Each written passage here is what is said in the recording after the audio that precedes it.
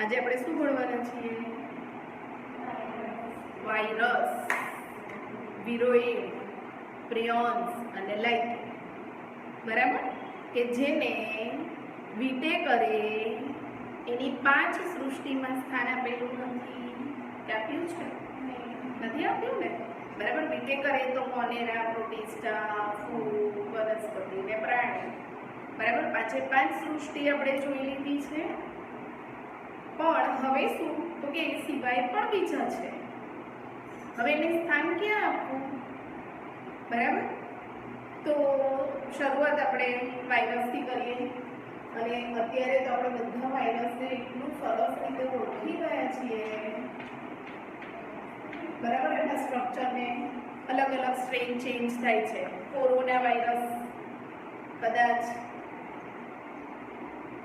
Newborn baby બોલી નથી શકતું, બાકી એ બી બોલતું કોરોના છે. બરાબર. ઘરડા લોકો કે જેને આવા ઇંગ્લિશ નેમ આવડતા પણ નહોતા એ લોકોને પણ ખબર છે કોરોના. બરાબર. તો એ શું છે તો કે વાયરસ છે. બરાબર. એ કેવો છે? કોરોના વાળા પેશન્ટ છે એની પાસે આપણે જતા નથી ને, તો કેમ નહીં જતા? આપણને થઈ જાય. ધેટ મીન્સ ચેપી છે. ક્લિયર? અને રોગ કરી શકે છે. આવું થયું ને?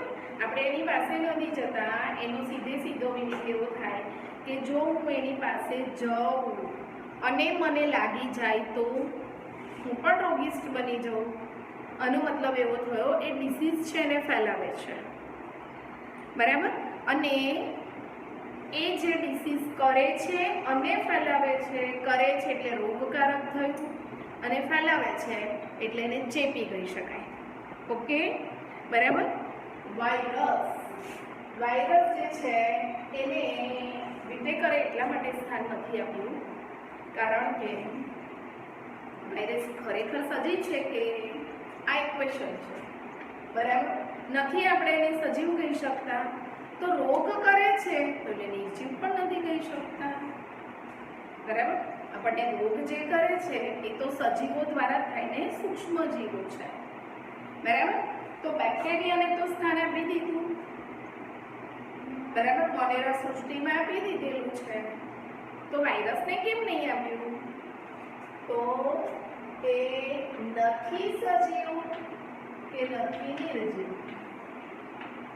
બરાબર. કેમ આપણે આવું કહેતા કે સજીવ પણ નથી અને નિર્જીવ પણ નથી? હા, પણ કેમ એમ?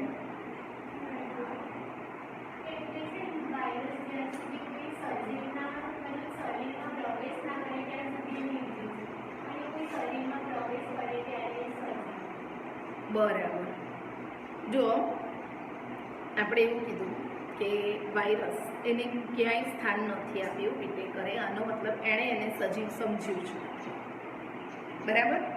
એમાં વાયરસ પણ છે, વિરોઇડ પણ છે, પ્રિયોન્સ પણ છે, લાઇકેન પણ છે. આ બધાને સ્થાન નથી આપ્યું. બરાબર. આ બધા જે છે એની અંદર જેવા કે એક કોષીય સજીવો. બરાબર. એક કોષીય સજીવો અને લાઇકેન્સ એનો ઉલ્લેખ નથી કર્યો એટલા માટે કે સમજો લાઇકેન છે તો લાઇકેન શું છે નેક્સ્ટ આપણે ટોપિક જોઈએ છે, છતાં પણ ખાલી એક વસ્તુ તમને શું કહેવાય હિન્ટ આપી દઉં કે લાઇકેન એટલે ફૂગ અને લીલનો સંઘટન કહીએ. તો ફૂગને અલગ સૃષ્ટિ આપી છે અને લીલને વનસ્પતિમાં આપી દીધી. બરાબર. એટલે એના ઘટકો તો આવી જ ગયા છે. પછી આપણે કહીએ કે વાયરસ, તો હવે વાયરસને તો સજીવ જ નથી ગણ્યા. સેમ વિરોઇડ. બરાબર. એટલે જેને એને સજીવ ગણ્યા જ નથી એણે એની સૃષ્ટિમાં એને સ્થાન આપ્યું નથી. બરાબર. કેમ ના ગણ્યા? તો એ સજીવ છે કે નહીં એના માટે જ કન્ફ્યુઝન છે. શું કન્ફ્યુઝન એના માટેનું? તો સજીવ છે કે નહીં, તો સજીવના સંપર્કમાં જ્યારે આવે ત્યારે સજીવ બને, અને જો એ સજીવના સંપર્કમાં નથી તો એ નિર્જીવ છે. બરાબર કે નહીં? એટલે ધારો કે આ વાયરસ છે એને જે હોસ્ટ અથવા તો યજમાન જેને કહેવામાં આવે યજમાન જો એને મળે છે તો એને સજીવ કહીશું, કારણ કે એ સજીવના સંપર્કમાં છે ત્યારે જ સજીવ તરીકે વર્તે છે, બરાબર. જો સજીવના સંપર્કમાં નથી, આનો મતલબ એવો નથી થતો કે એ કોઈ નિર્જીવ સાથે ન હોઈ શકે, બરાબર. સપોઝ આપણા બોડીમાં પણ આવી ગયું છે તો એ સજીવ થયું, પણ ધારો કે બોડીમાં પ્રવેશતા પહેલા એ આપણા કપડા પર હોય, બરાબર, કપડા પર લાગી ગયું હોય, તો પછી આપણા ચશ્મા પર લાગી ગયું છે, આ બધી નિર્જીવ વસ્તુ છે ને, બરાબર. એવું તો છે નહીં કે ભાઈ કપડાને લઈને મૂકી દીધા એટલે રીજનરેટ થઈ ગયા, કાં તો પછી એનું પ્રજનન થઈ ગયું. સારું ને, કપડા જ નહીં લાવવા પડતા, બરાબર. બધા ડબલ થઈ જતા, આપણા બધાના શોખ પૂરા, પણ એવું થતું નથી, બરાબર. એટલે કહેવાનો મતલબ કે વાયરસ જ્યારે આપણા બોડીમાં જાય છે તો બહુ બધા બનાવી દે, જ્યારે નિર્જીવ વસ્તુના સંપર્કમાં છે તો આવું કંઈ થતું જ નથી, બરાબર. આનો અર્થ એવો થયો કે એ પ્રજનન નથી કરી શકતો, એ ચયાપચયની પ્રક્રિયા નથી કરી શકતો, બરાબર. અને આવા જે એના લક્ષણો છે, વૃદ્ધિ નથી કરી શકતો. એક કોષી સજીવ માટે મેં તમને ગઈકાલે જ સમજાવ્યું તો આપણા નીટ ક્લાસમાં કે વૃદ્ધિ એ જ એક કોષી સજીવ માટે પ્રજનન છે, બરાબર કે નહીં. તો એની વૃદ્ધિ થઈ, નંબર ઓફ સંખ્યા એની વધી ગઈ, એક હતો તો બહુ બધા થઈ ગયા, બરાબર. પણ ક્યારે? તો એ સજીવ છે તો. હવે જો વાયરસ આપણા બોડીમાં આવે છે કાં તો બીજા કોઈ પણ જીવંત સજીવની વાત કરીએ એના સંપર્કમાં જો આવે છે તો પછી એ કેવું બની ગયું? જીવંત. એમાં આપણે એવું કહીએ કે જ્યારે જો એને યજમાન બોડી નથી મળતું, યજમાન શરીર નથી મળતું, તો સજીવના કોઈ લક્ષણો એ આપી નહીં શકે, કાં તો સજીવ તરીકે વર્તે જ નહીં. તો એવી સિચ્યુએશનમાં સજીવના લક્ષણો જો નથી આપતું તો એને આપણે શું કહીશું? નિર્જીવ, બરાબર. એટલે નથી સજીવ, નથી નિર્જીવ. આપણે એને નિર્જીવ પણ નહીં કહીએ ને, કારણ કે સજીવને હવે સમજો આ બેન્ચ છે, બેન્ચ ઉપર હું બેસું છું, આનો મતલબ એવો થયો કે નિર્જીવના હું સંપર્કમાં છું, બરાબર. તો એ નિર્જીવ મારા સંપર્કમાં આવ્યું તો એ સજીવ તરીકે તો વર્તતું જ નથી, કાં તો હું નિર્જીવ બની જતી નથી. આ ક્લિયર છે, બરાબર. આનો અર્થ એવો થયો કે બધી જ નિર્જીવ વસ્તુઓ જે છે એ સજીવના સંપર્કમાં આવતા સજીવ બનતા નથી, ઓકે, બરાબર. પણ વાયરસ બની જાય છે, એટલે વાયરસ ત્યાં સજીવ થઈ ગયો, બરાબર.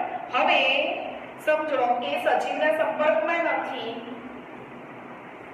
શરદીનો વાયરસ હોય તો આપણને ઉધરસ આવે, એવું કંઈક થાય, છીંક આવે, બરાબર. તો ત્યારે આપણે આમ મોઢું ઢાંકી દઈએ, છીંક આવી તો એટલે અંદરથી તો આપણે હાથ પર લાગી ગયા. હવે એ જ હાથ આપણે બીજી વસ્તુને પકડીએ છીએ, એટલે એ વાયરસ ક્યાં પહોંચી ગયા? જે વસ્તુને આપણે પકડી ત્યાં પહોંચી ગયા. હવે એ ત્યાં રહે છે તો ત્યારે એ નિર્જીવના સંપર્કમાં છે, એ વખતે પોતે નિર્જીવ નથી, સજીવ નથી, ત્યારે કેવું છે? નિર્જીવ. એટલે વૃદ્ધિ નહીં કરી શકે, ચયાપચય પ્રક્રિયાઓ નહીં કરી શકે, બરાબર. એટલે એ વખતે કેવું થઈ ગયું? નિર્જીવ બની ગયું. એટલે નથી નિર્જીવ, નથી સજીવ. યજમાન મળે તો સજીવ, યજમાન ના મળે તો નિર્જીવ. એટલા માટે આપણે વાયરસને શું કહીએ છીએ? તો સજીવ અને નિર્જીવને જોડતી કડી.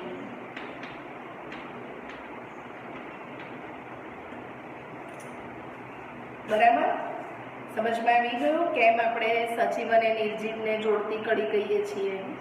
વાસ્તવિક અર્થની અંદર પોતે પોતાની રીતે જીવન ધરાવતા નથી, બીજા ઉપર ડિપેન્ડેબલ છે, અને એ પણ સજીવ ઉપર જ.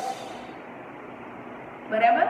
સજીવ એટલે આપણે વનસ્પતિને પણ સજીવ કહીએ છીએ અને પ્રાણીઓને પણ સજીવ કહીએ છીએ. હવે સજીવ માટેની વ્યાખ્યા આપણે આપવી પડે એવું મને લાગતું નથી કે આપવી પડશે. હા, બરાબર. સજીવોને જીવંત કોષ તરીકે આપણે સમજીએ છીએ. વાયરસ સેમ જીવંત કોષ એ વખતે જ્યારે યજમાન કોષમાં હોય ત્યારે, અને એ પણ પોતાની કેટલીક કોષીય રચના ધરાવે છે. દેહની દ્રષ્ટિએ જો આપણે જોઈએ તો એ પોતે એક કોષીય છે, બરાબર. એટલે એના દેહની રચના એક જ કોષોથી બનેલી છે, બરાબર. વધારે પડતા કોષ એને આવેલા છે નહીં. એક જ કોષથી પોતાનું જીવન ચલાવે છે, સુખી છે, બરાબર. એને અસંતોષ તો છે નહીં, એટલે એક જ કોષથી ચલાવે.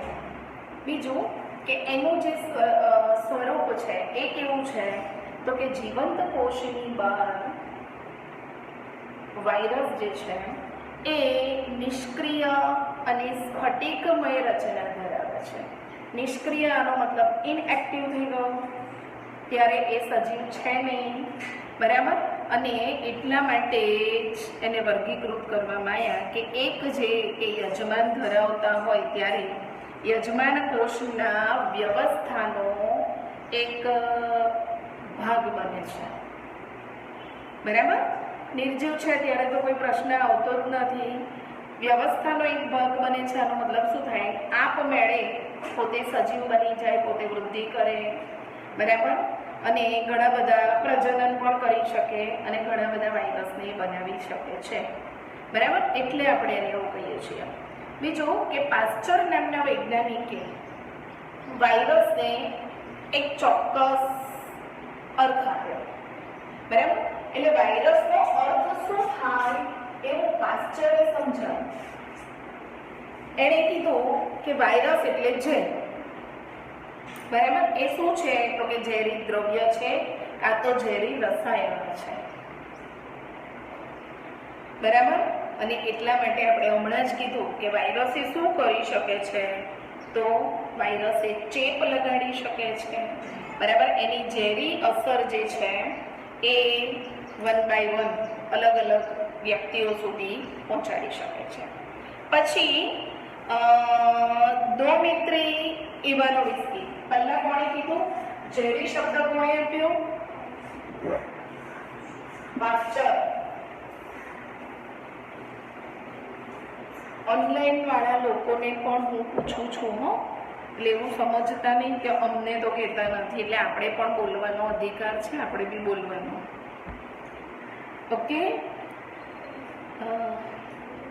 હા, એટલે વાયરસ છે એને પાસ્ચરે શું કીધું તો કે ઝેરી રસાયણ છે, અથવા તો એનો અર્થ શું થાય છે તો કે વાયરસ એટલે ઝેર, બરાબર.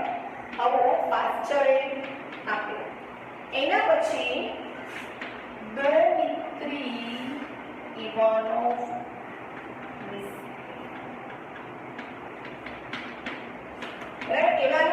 શું કીધું તો કે એણે એવું સમજાયું કે આમ તો 1892ની અંદર વનસ્પતિની અંદર આવા જે સૂક્ષ્મજીવો, વનસ્પતિ એટલે કે તમાકુ જેવી વનસ્પતિ, બરાબર, એની અંદર એણે કિરમીર રોગ કર્યો, બરાબર. કિરમીર રોગ માટેના જે વાયરસ છે તે એટલે કયા તો કે ટોબેકો મોઝેઇક વાયરસ, TMV તરીકે ઓળખાયા, બરાબર. વનસ્પતિનો વાયરસ એ પણ તમાકુની અંદર કિરમીર રોગ કરે છે, અને કિરમીર રોગ માટે જવાબદાર જે વાયરસ છે એનું નામ શું છે તો કે ટોબેકો મોઝેઇક વાયરસ, આ એનું નામ છે, બરાબર. એટલે TMV વાયરસ આને વનસ્પતિજન્ય વાયરસ કહેવાય.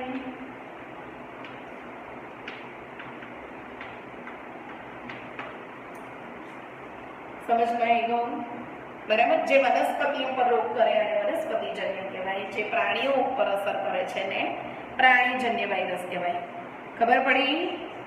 બરાબર. આ એક ડિસીઝ છે કિરમિડ રોગ.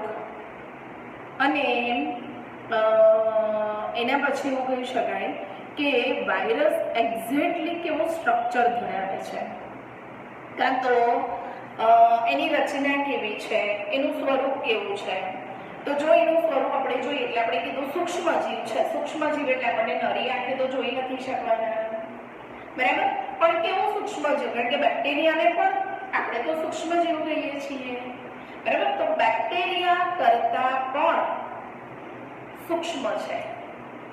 આનો અર્થ એવો થાય કે બેક્ટેરિયમ પ્રૂફ ફિલ્ટર છે, બરાબર. તો કે બેક્ટેરિયમ પ્રૂફ ફિલ્ટર હોય એની અંદરથી પણ બેક્ટેરિયમ પ્રૂફ ફિલ્ટર એટલે શું? તો કે જે બેક્ટેરિયાને કાઢી શકે છે, બરાબર.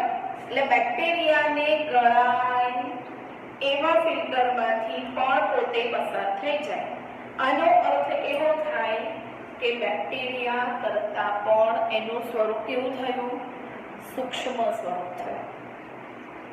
ઓકે, બરાબર. એ સિવાય જેમાં વનસ્પતિજન્ય વાયરસ એટલે કે કિરમિડ રોગ માટે જવાબદાર છે. નાના બાળકોને પોલિયો થાય છે, બરાબર. હવે તો નાબૂદ થઈ ગયો છે ઓલમોસ્ટ. ક્યાંક ક્યાંક એક કેસ જોવા મળતા હતા, એ પણ હવે તો છે નહીં. એટલે આ જે પોલિયો છે નાના બાળકોમાં થાય, બરાબર. એના માટેનો વાયરસ એ પોલિયો વાયરસ છે.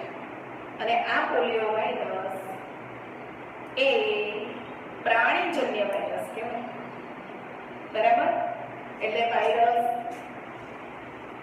વનસ્પતિને પણ રોગ કરી શકે છે, પ્રાણીઓને પણ રોગ કરી શકે છે. વનસ્પતિને જો કરે છે તો એને વનસ્પતિજન્ય વાયરસ કહેવામાં આવે, બરાબર. પોલિયો વાયરસ છે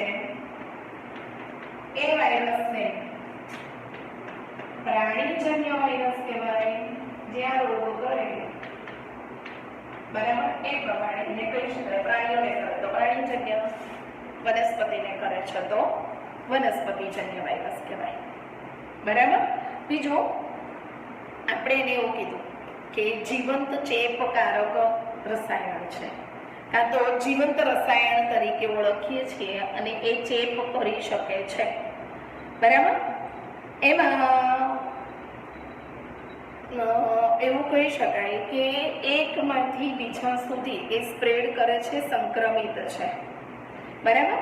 હવે એનું સ્ટ્રક્ચર જે છે એ જો જોવું હોય, એની રચના એ કેવી હોય છે અને એમાં એવું તો શું છે કે જેના કારણે સંક્રમણ કરી શકે છે? તો વાયરસ છે એની અંદર જનીન દ્રવ્ય જે આવેલું છે તે આરએનએ અથવા તો ડીએનએ છે, બંને એક સાથે હોતા નથી, બરાબર. આરએનએ અને ડીએનએ આ જનીન દ્રવ્ય તરીકે છે. એટલે કે એનું જનીન દ્રવ્ય કેવું છે? તો કે ન્યુક્લિયોપ્રોટીન સ્વરૂપે છે. આનો અર્થ એવો થાય, ન્યુક્લિયોપ્રોટીન એટલે શું? તો ન્યુક્લિયોપ્રોટીનનો અર્થ એવો થાય ન્યુક્લિક એસિડ પ્લસ પ્રોટીન, બરાબર. ન્યુક્લિયોપ્રોટીનનો અર્થ શું? Nucleic acid plus protein. પ્રોટીનનું બનેલું એમાં આવેલું હોય છે. હવે ન્યુક્લિક એસિડ શું છે ભાઈ? તો તમે વર્ષોથી આરએનએ ડીએનએ આવું સાંભળતા આવ્યા છો, બરાબર. તો એ ન્યુક્લિયોપ્રોટીન એમાં ન્યુક્લિક એસિડ જે છે એ કયા ફોર્મમાં હોઈ શકે? તો કાં તો એ આરએનએ છે, કાં તો એ ડીએનએ છે. આરએનએ નું આખું નામ તમને ખબર છે કોઈને? આરએનએ અને ડીએનએ નું કોઈનું બી? ઓકે, થોડું કરેક્શન છે. ડીઓક્સી રિબોઝ ન્યુક્લિક એસિડ થઈ ગયું. Deoxy ribose, N means nucleic અને A means એસિડ. RNA માં ખબર છે? રિબોઝ ન્યુક્લિક એસિડ કહ્યું ને, ન્યુક્લિક એસિડ બોલાય છે. આનો અર્થ એવો થયો કે આ બંને ન્યુક્લિક એસિડ છે, એટલે ન્યુક્લિક એસિડના પ્રકાર છે. થઈ ગયું બરાબર. કાં તો બે સાથે જનીન દ્રવ્ય તરીકે નહીં હોય, કાં તો ન્યુક્લિક એસિડ બંને એક સાથે નહીં હોય, કાં તો આરએનએ હોય કાં તો ડીએનએ હોય બરાબર. તો કાં તો આરએનએ કાં તો ડીએનએ બંનેનું સ્ટ્રક્ચર જુદું જુદું છે. જેમ કે આરએનએ છે તો કેવા હોઈ શકે, તો કે આરએનએ સિંગલ સ્ટ્રેન્ડેડ પણ હોઈ શકે બરાબર. અને કેટલાકની અંદર આરએનએ ડબલ સ્ટ્રેન્ડેડ બને છે બરાબર. આરએનએ ડબલ સ્ટ્રેન્ડેડ બને છે એટલે આપણને હવે ક્વેશ્ચન થાય કે આરએનએ ડબલ સ્ટ્રેન્ડેડ બને, હવે ડબલ સ્ટ્રેન્ડેડ તો ડીએનએ હોય, ડીએનએ ને બે શૃંખલા છે પણ એની અંદર જે શર્કરા આવેલી છે એ આરએનએ માં રિબોઝ છે અને ડીએનએ માં ડીઓક્સીરિબોઝ છે. ક્લિયર? એટલે આપણે એવું બોલ્યા કે ડબલ સ્ટ્રેન્ડેડ આરએનએ કાં તો ડીએનએ હોય. સમજમાં આવી ગયું બરાબર. એટલે આમાંથી કોઈ પણ એક ન્યુક્લિક એસિડ હોય પ્લસ બીજું શું છે તો કે પ્રોટીન હોય બરાબર. એનું સ્ટ્રક્ચર આપણે એવું કીધું કે સ્ફટિકમય છે બરાબર. વાયરસની વાત કરું છું, ડીએનએ ને આરએનએ ની નહીં. ડીએનએ અને આરએનએ તો કેવું હોય, કુંતલમય રચના ધરાવે છે બરાબર. અને એની આજુબાજુ શું આવેલું હોય સમજો, કુંતલમય રચના જો આપણે દોરીએ તો કેવી હોય,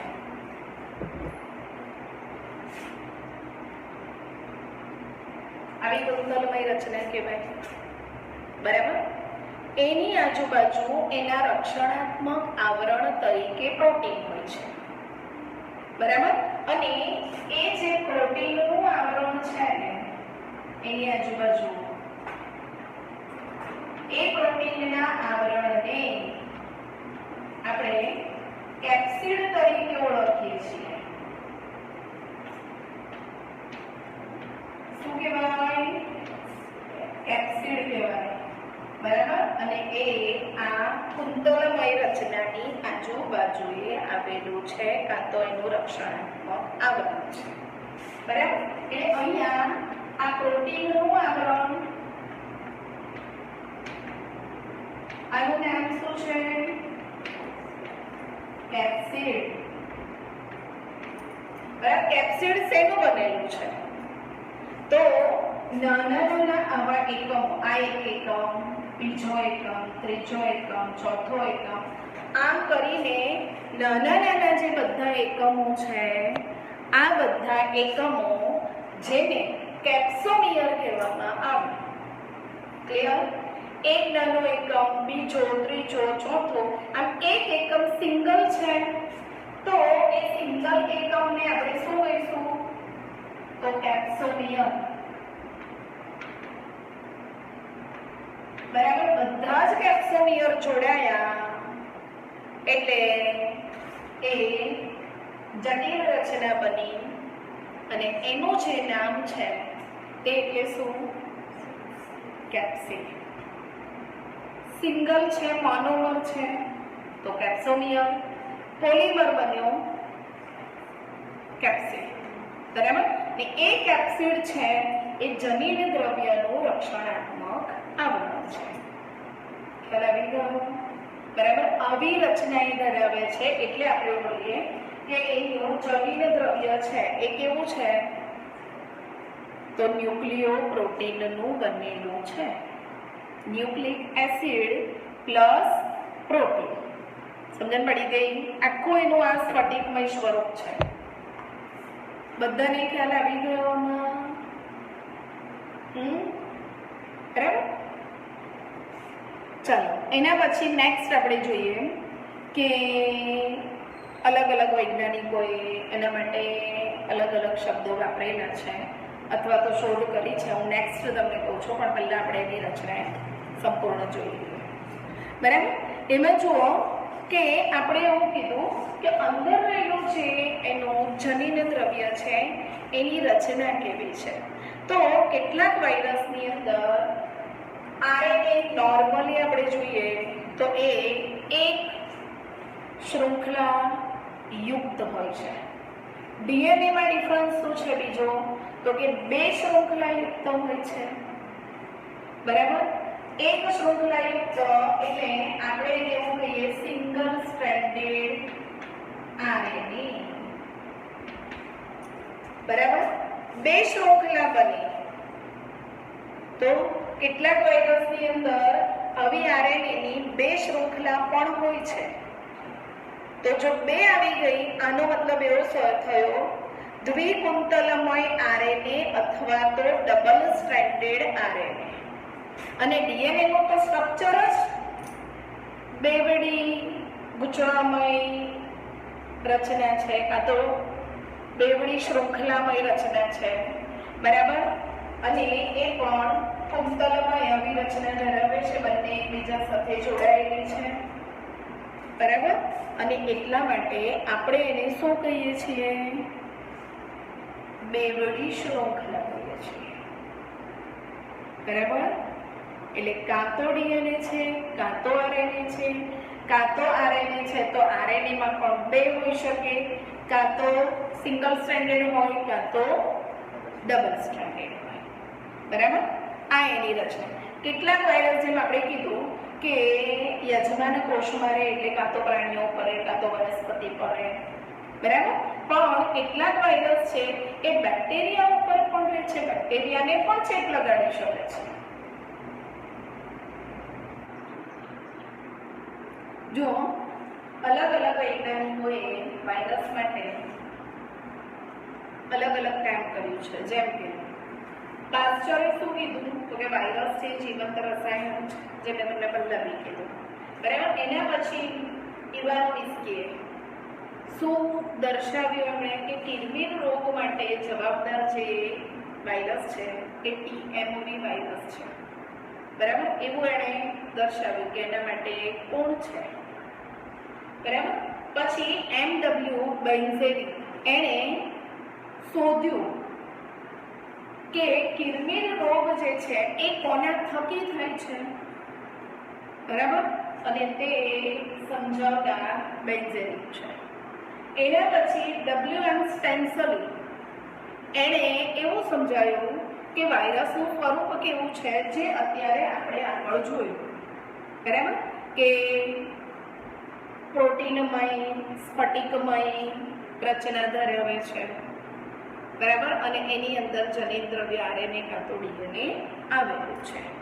તો આ જે સ્વરૂપ જેણે દર્શાવ્યું છે અને એ પણ સમજાવ્યું કે એ જીવંત રસાયણ છે, પણ યજમાન શરીરમાં હોય તો જ પોતે સજીવ છે, નહીં તો એ નિર્જીવ છે. એટલે યજમાન શરીર તો જીવંત, જો યજમાન શરીર નથી તો મૃત, બરાબર. એટલે બંનેને જોડતી કડી છે આ સમજાવનાર અને એની સ્ટ્રક્ચર આપનાર એ કોણ? તો ડબલ્યુએમ સ્પેન્સર. થઈ ગયું પૂરું, બરાબર. વાયરસનું સ્ટ્રક્ચર થઈ ગયું, એની શોધ કોણે કરી, શું કરી. વનસ્પતિમાં કરે છે રોગ તો વનસ્પતિજન્ય રોગ કહેવાય, પ્રાણીઓમાં કરે તો પ્રાણીજન્ય રોગ કહેવાય. વનસ્પતિજન્ય રોગ એટલે કયો? તો ઘણા બધા છે, પણ આપણે અહીંયા જેનો ઉલ્લેખ કર્યો છે તે એટલે ટોબેકો મોઝેઇક વાયરસ. પ્રાણીજન્ય વાયરસ એટલે કયો? તો નાના બાળકોની અંદર થતો પોલિયો રોગ છે, અને એના માટેનો વાયરસ પણ પોલિયો વાયરસ છે. થઈ ગયો? ઓકે, ફરી જોઈ લો. પાસ્ચરે વાયરસ શું છે એ અર્થ સમજાયો ને, એટલે શું? તો કે વાયરસનો જ અર્થ ઝેરી થાય છે. ક્લિયર? આપણને એમસીક્યુમાં પૂછાઈ શકે છે, બરાબર. ઇવાનોવિસ્કી એણે શું કર્યું તો કે કિડની રોગ માટે જવાબદાર જે ટીએમવી વાયરસ છે એ દર્શાવ્યું કે કિડની રોગ કોનાથી થાય? તો ટીએમવીથી થાય, બરાબર. એના પછી એમડબલ્યુ બેન્ઝેરિકે શું સમજાવ્યું તો કે કિડની રોગ જે છે એ જે છોડને થાય એ બીજા છોડને ચેપ લગાડે છે, બરાબર. એ ચેપી છે. અને આ ઉપરાંત જો ઇવાનોવિસ્કી એવું બી સમજાવ્યું હતું કે બેક્ટેરિયો પ્રૂફ ફિલ્ટરમાંથી પણ પસાર થઈ શકે એવા સૂક્ષ્મ છે. ક્લિયર? બરાબર.